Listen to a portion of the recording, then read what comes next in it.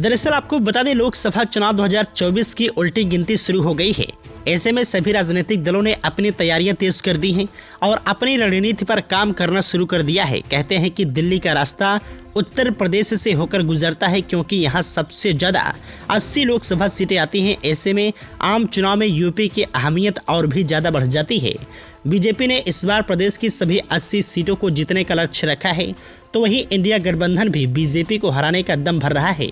ऐसे में अगर आज यूपी में चुनाव हो जाते हैं तो एनडीए और इंडिया के बीच मुकाबला कैसे रहेगा? क्या विपक्षी दल वाकई में इंडिया गठबंधन के दम पर बीजेपी को हरा पाएंगे या फिर एनडीए इस बार भी बाजी मार ले जाएगी? इसे लेकर एक सर्वे सामने आया है।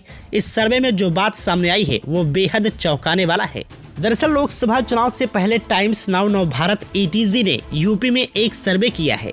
इस सर्वे के मुताबिक प्रदेश में अगर आज चुनाव होते हैं तो भी बीजेपी के नेतृत्व वाली एनडीए को बड़ी जीत मिल सकती है। सर्वे के मुताबिक एनडीए यूपी में 70 से 74 तक सीटें जीत सकती हैं, जबकि अखिलेश यादव के नेतृत्व वाले इंडिया गठबंधन के खाते में 4 से 8 सीटें ही आएंगी।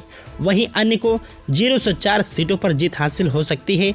अन्य में बसपा भी शामिल है। सर्वे के इन आंकड़ों की माने तो यूपी में बीजेपी को अच्छी खासी संख्या में एक बार फिर सीटें मिलने जा रही हैं। एनडीए 2019 के चुनाव से भी ज़्यादा सीट हासिल कर सकती है। सर्वे में हिंदी पट्टी में अब भी एनडीए काफ़ी मजबूत नजर आ रही है। हालांकि इंडिया गठबंधन दक्षिण भारत में अच्छा प्रदर्शन कर सकता है।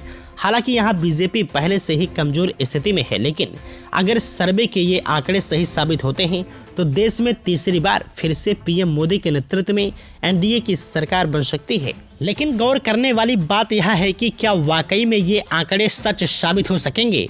दरअसल हम पिछले महीने हुए विधानसभा चुनाव पर एक नज़र डाल लेते हैं। आपने देखा ही होगा कि जिसमें सारे के सारे एग्जिट पोल, ओपिनियन पोल और आंकड़े सब कुछ कांग्रेस के पक्ष में दिखाई दे रहे थे। राजस्थान, मध्य प्रदेश और छत्तीसगढ़ में कांग्रेस को पूर्ण बहुमत मिल रहा था। कांग्रेस की सरकार बन रही थी, लेकिन क्या हुआ? बिल्कुल इसका उल्टा। तीनों राज्यों में बीजेपी को जीत मिली और कांग्रेस पूरी तरह से हार गई। तो अब सवाल यह उठता है कि यह जो लोकसभा चुनाव के आंकड़े सामने आए हैं, क्या यह सच साबित होंगे? क्या इसमें एनडीए की वापसी होगी या फिर तीनों राज्यों में हुए विधानसभा चुनाव की तरह यहाँ भी कुछ उल्टा हो सकता है? यह तो आने वाला वक्त बताएगा। फिलहाल इस पूरे मामले में आपकी क्या राय है, हमें कमेंट बॉक्स में ज़रूर बताएं।